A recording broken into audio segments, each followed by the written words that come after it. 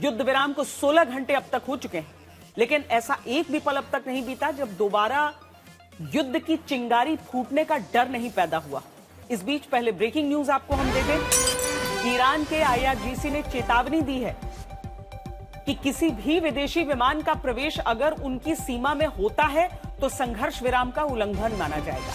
असल में लेबनान पर अब भी हमला इजराइल कर रहा है। सऊदी अरब का कहना है कि उसने पिछले कुछ घंटों में 9 ड्रोन्स को गिराया है।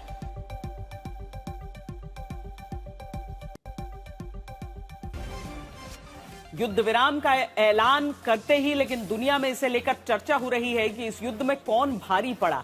जिस तरह से ईरान अमेरिकी शर्तों के आगे नहीं झुका, उसने अमेरिका इजराइल का मुकाबला किया, उसे कई लोग ईरान की जीत बता रहे हैं। सबसे ज्यादा निशाने पर अमेरिकी राष्ट्रपति हैं, जिन्हें अमेरिकी प्रतिष्ठा तार-तार करने का दोषी मानने वालों की कमी नहीं है।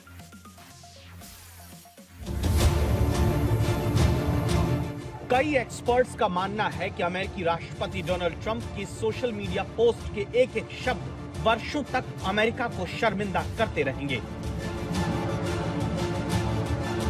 40 दिन की जंग के बाद आखिरकार भले ही समझदारी की जीत हुई हो, लेकिन सीज फायर के ऐलान के बाद से दुनिया में एक शब्द की सबसे ज्यादा चर्चा है, ट्रंप ऑलवेज चिकन आउट। मतलब ट्रंप हमेशा डरपोक साबित होते हैं, बाज की तरह बातें करते हैं, लेकिन गोली चलने पर मुर्गी की तरह डर जाते हैं।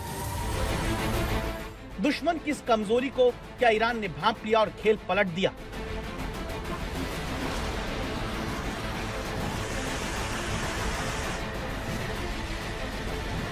जंग में अपनी मिसाइल और ड्रोन से अमेरिका को दंग कर देने वाला ईरान अब AI वीडियो से वार करके अमेरिकी प्रतिष्ठा तार-तार करने में जुटा है, और ये मौका कहते हैं कि ट्रंप ने ही ईरान को दिया है। इस वीडियो के जरिए ईरान अमेरिका का मजाक उड़ाता है, दुनिया के उस सबसे शक्तिशाली शख्स की खिल्ली उड़ा रहा है जिसकी नजर भर दुश्मनों में खौफ भर देती थी। लेकिन ये पुराने जमाने की बात है। ट्रंप के जमाने में अमेरिकी राष्ट्रपति की बात की क्या कोई वैल्यू नहीं है? तभी तो ईरान ने ट्रंप की एक नहीं सुनी, जबकि ट्रंप ने ईरान को झुकाने के लिए क्या कुछ नहीं कहा। They killed 45,000 people in the last month. More than that. I think it could be as much as 60. They kill protesters. They're animals. And we have to stop them, and we can't let them have a nuclear weapon. Very simple. कौन भूल सकता है Trump का ये social media post जिसमें उन्होंने खुलेआम गाली दी।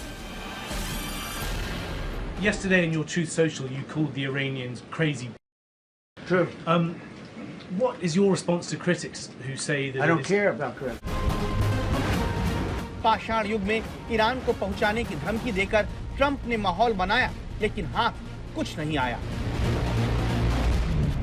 We're giving them till tomorrow, 8 o'clock Eastern time, and after that, they're going to have no bridges, they're going to have no power plants,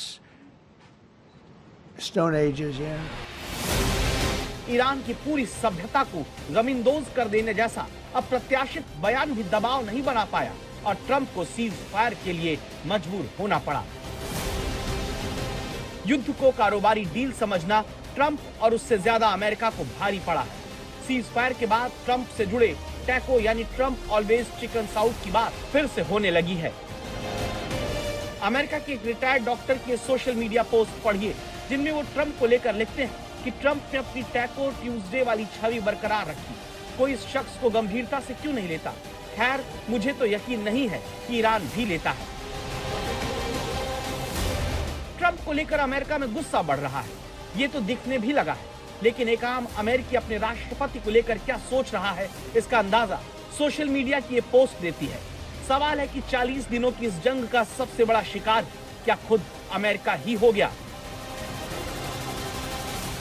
कि ट्रंप को सिर्फ प्रसिद्धि मिली, रोज न्यूज़पेपर या ट्वीट में सबसे ऊपर रहे, और पूरी दुनिया वेट करती थी कि अभी सुबह क्या बोलेंगे, शाम को क्या बोलेंगे, क्योंकि जो जो मिलिट्री ऑब्जेक्टिव उन्होंने अपने लिए सिद्ध किए थे वो कोई हासिल नहीं हुआ, और आखिर में उनको स्ट्रेट ऑफ हॉर्मुज खोलने के लिए ही बातचीत करनी पड़ी, जो कि एक रिएक्शन है जिसके लिए शुरू में नहीं गए थे, इसी का उन्होंने सोचा ही नहीं था। उन चीज़ों को छोड़ के आज स्ट्रेट ऑफ हॉर्मुज खोलने के ऊपर बात आ गई, क्योंकि पूरी दुनिया का प्रेशर उनके ऊपर है। अमेरिका ने सपने में नहीं सोचा होगा कि उसका कोई दुश्मन इस तरह से मजाक उड़ाएगा। ईरान के साथ तो विश्वास की वजह ट्रंप ही है। जिनकी ये हर तरह से हार है, क्योंकि अमेरिका अपने सबसे बड़े लक्ष्य ईरान में सत्ता परिवर्तन में कामयाब नहीं हुआ। उल्टा ईरानी शासन की पकड़ सत्ता पर पहले से मजबूत हो गई। जो स्ट्रेट ऑफ हॉर्मुज जंग से पहले खुला था, अब वो ईरान के कंट्रोल से चलेगा, जिसे बिना शर्त दोबारा खोलने की मांग खुद ट्रंप को करनी पड़ी। यूएई, सऊदी अरब, कतर, बहरीन, कुवैत को ईरान जिस तरह से नुकसान पहुंचाने में कामयाब हुआ, उसने पूरे पश्चिम एशिया में अमेरिका के भविष्य को सवालों से भर दिया। ईरान से लड़कर अमेरिका अपने ही दोस्तों से और दूर हो गया।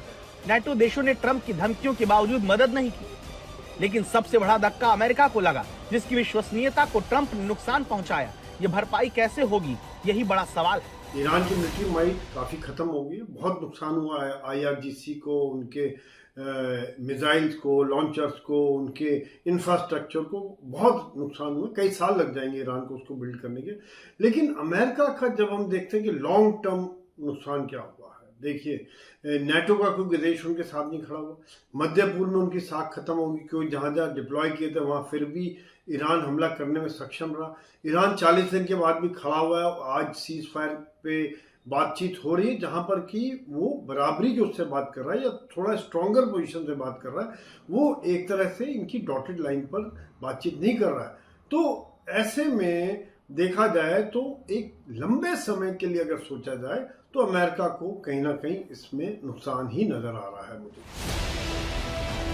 मंगलवार को ट्रंप ने जब ईरान की सभ्यता खत्म करने की धमकी दी थी, तो दुनिया सोच रही थी युद्ध में ऐसा कौन सा बम बचा है, कौन सी मिसाइल बची है, कौन सा हमला होना बाकी है जिसकी धमकी ट्रंप ने दी हो। कई लोग एटम बम के इस्तेमाल के ख्याल भर से सहम गए, लेकिन ट्रंप ने इसके कुछ ही घंटों में सीज फायर का ऐलान करके बता दिया, ट्रंप ऑलवेज चिकन्स आउट। मतलब ट्रंप बाज की तरह बात करते हो, मगर गोली चलने पर मुर्गी की तरह डर जाते हैं।